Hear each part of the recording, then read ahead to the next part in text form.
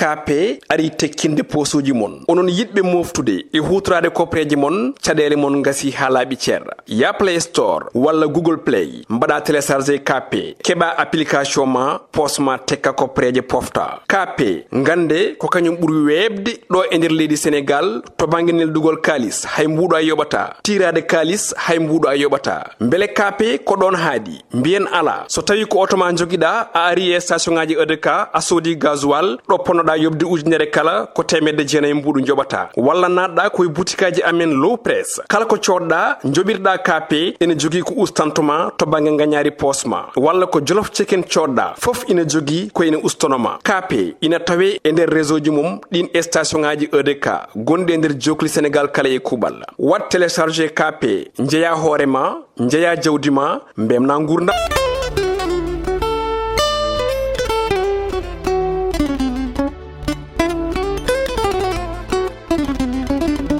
Assalamu alaikum bandiraɓe musidɓe tedduɓe yeɓiyankoɓe ayaw Piindi TV on calminama on jurama ko dañetiji weltare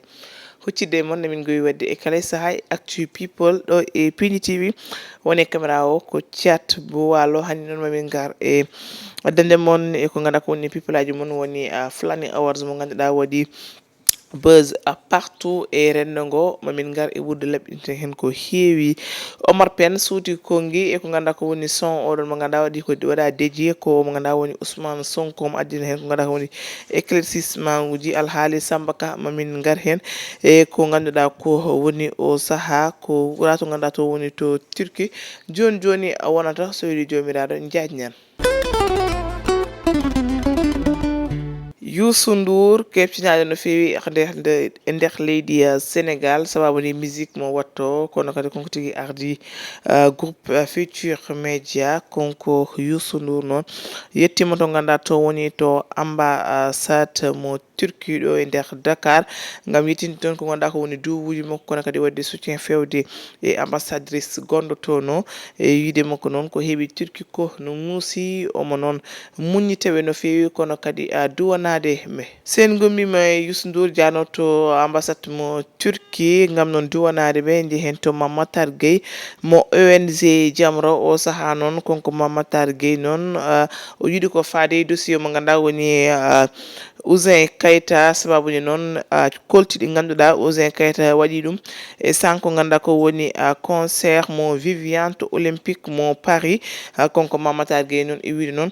kolti mo ganduɗa woni Ouzin Keita ɓurni on soirée addi polémique ko heewi e wiide makko noon o watta ko promotion ko ganduɗa ko woni e genre te ɗum ɓe jaɓata ɗum hay saaha goto e so ɓe mbaɗi consulté hakkude ɓe haaɓe jewti maɓe kutti e makko ngam noon o adda justification ko ganduɗa ko woni eɗen koltiɗe wo ɓurni kolti Ouzin Keita ɗini addi polémique no fewi e nder leydi Sénégal ha saabi yimɓe ne mbiya hol ñotonamo on wutte kadi noon on wuttete ko wutte debbo walla ko wutte gorko sen jokki people aji men Samba Ka rangmuy gaw enen gandi Samba Ka waɗiɗo buzz no fewi e rendo ngo e sanko ganduɗa ko woni 2021 fayi 2022 fayi 2023 sababude ko ganduɗa ko woni challenge uji waɗano rang ha saabi no ittino to ganduɗa to woni to wuuro makko adda ɗo Samba Ka noon naneno e alhaali vol to ganduɗa to woni to wuuro makko e vidéo ji ganduɗa waɗano circulé ko ganduɗa ko woni e réseaux sociaux ɗi kala hawo saabi no tigui noon o waɗinomo déféré ɗum noon konko Samba Ka noon holitama tigui noon o fowama ko ganduɗa ko woni 2 ans prison ferme ɗo foti lelade 20 000 amende fowa e dow makko en keeɓino jokkodirde o mo ganduɗa ni woni ménageur makko hono Khalifa konko noon ménageur o mo holita tigui noon Samba Ka ko neɗɗo moƴƴo neɗɗo noon mo jumata Allah e aduna konko noon ménageur o holliti tigui noon ɓe jonnani ko Samba Ka waɗi ɓe mbaɗi ɗum condamné kono noon so tawi konko Samba Ka ɓe jiiɗama e ñallude nde ganduɗa yooɗi so tawi noon ko wayni waɗi il faut waɗum soutenir te o continue waɗde soutenir Samba Ka saabu omo andi ko neɗɗo moƴƴo ɗum noon Sénégal naɓe kala jaafomo ne tewno ko jumdo tan dum tigi o mo ganduda non woni Fanyang manager e o mo ganduda woni Sambaka holite e sangane min jokkodiri par téléphone sen jokki people aji men Omar Pen mo ganduda absence mako wala no mo remarqué no fewi e dum dak woni e milieu musical konko Omar Pen non o yalti o saha mo holte tigi somo ko oron mo ganduda non ko yimbe sonko mbayli dum mbadin dum sonko wayne konko yimi son ha sabi polémique o heewi no fewi konko Omar Pen o wi non o wadani son o te wana konko wadi dum tebe kebani kadi autorisation oɗon somma ɓe mbayli e wiidema ko noon omo sohli hen justification holtutude ɓe autorisation haɓe mbawi wadde ɗum saabi tigui noon omo holti wonde o yonna ɗum hay saaha goto konko Omar Pen omo hollita noon wonde noon o to wonno ɗo ha joni o woni gam noon weltinde ɓe ganduɗa woni yiɗɓe makko ɗum noon so tawi yimɓe dañonno juutu wonde Omar Pen yimi oɗon son walla wona konko laaɓi e koye yimɓe ne tawno noon Omar Pen yimani son ko ɗum tigui o holliti kaɓe wadɓe tan affaire technologie ɓe mbaɗi hen ko ganduɗa ko woni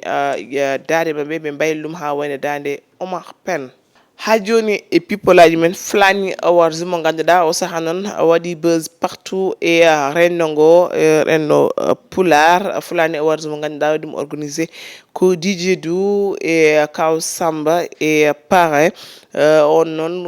Flani Awards ko vote ɓe mbatta gam noon ƴewde meilleur animateur e meilleur animatrice eɓe ganduɗa kadi woni des tiktokeur ha des comédien e foof kono e dow ɗum noon heewi no ñiŋore no feewi e ko ganduɗa ko woni réseaux sociaux ji kala sababu ni e tiktok o hewɓe ne kollita wonde noon naɓe mbaɗiri ɗum fewani saabu wonɓe ganduɗa nane e on Flani Awards taw mbaɗa ɗum mérité ko ganduɗa ko woni sélection o haydara fewani hen ɗum noon ɗen ñiŋore jokki o mo ganduɗa noon woni advise nalanke keptinaɗo to leydi Mauritanie rappeur kañum kam holiti wonde o jeeyaka e Flani Awards o waɗi retiré yiyama kadi goto mo ganduɗa ko animateur ɓoyɗo wonno keptinaɗo no fewi ne biyeteɗo capitaine konkone kadi o waɗi posté e page makko Facebook wonde noon o jeeyaka e Flani Awards ɓe mbaɗmo retiré ko wattidi ko Ousmane o mo ganduɗa woni Ousmane Gagné konko tigui waɗi vidéo wi noon jiɗɗo foof yo vote kono kon kam o jeeyaka e Flani Awards eɗen ñiŋore saabi no tigui ni min bismima omo ganduɗa woni DJ Du e Kaw Samba e émission min e mon mbawa ɗum hebde e Piindi TV omo hollite tigui noon ñiŋoje ɗe keewi kono kamɓe darnoɓe tan ko yoltude hujjaji leñol ngol saabi ɓe mbaɗi ɗum kono wonano haydara neɗɗo noon mo juumata ala saabi tigui eɓe mbiya gongol peut être ma ɓurɗo première fois foof koni heewi wade kono kamɓe kam ɓe jabbi koyɗe mabɓe tan ko yoltude hujjaji leñol ngol kono kadi wadde gueɗe ɗe ha ɓuura fewde gam noon weltinde yimɓe hayso tawi ñiŋoƴƴe keewi gasnirtene people aji men ko anytime mo ganduɗa o saaha noon anytime mo ganduɗa koko jolna e nder leydi Sénégal e kala saaha ne yiye wonde noon kesanuji mbaɗe rewɓe mbaɗa otesaji ceto barowo cuddugu kono noon ene way noon ko teska hen ko hay goto yonnani ɗum ko cuutude guure dow ena gama saabi tigui noon omo ganduɗa woni DJ Boubsou e émission makko to waɗano to ITV omo holti tigui noon wonde noon o yonnani gamle ɓe mbatte time woni lembolaji ɓe mbattitoɗi sa saabi tigui mo wi noon yo ɗum yurnete so wona ɗum to fawi ɗo moƴƴani konko DJ Boubsou noon e wiide makko rewɓe yo ƴewtu no fewi golle mabɓe nde tawno kala ko jiiɗa e aduna ko gasata ko ɗum wonno kamin gaddanno mon hande people aji kala ko ngakki haala ka en ñaguima yafuya wonano fanarde wonno ko weltinde mon totamo rendez-vous ko ɓoyata so weeli jomiraɗo e people ɗo e Piindi TV merci on jarama e kettugol